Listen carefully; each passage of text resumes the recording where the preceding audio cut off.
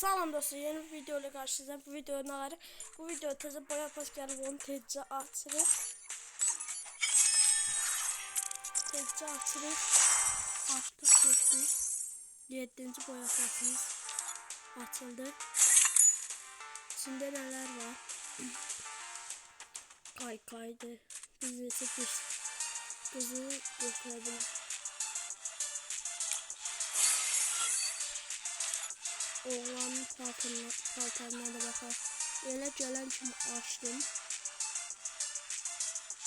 Buradan detaylı harda bakabiliriz.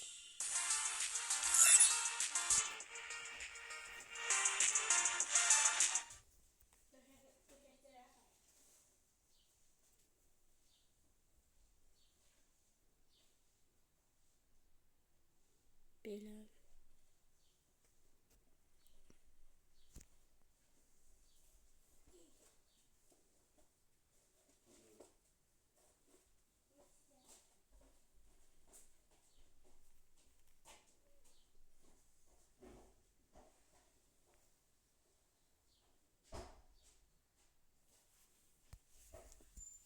Səs kəsilə bilər. Belə bir paltarımız var. Yəni belə də hər şey.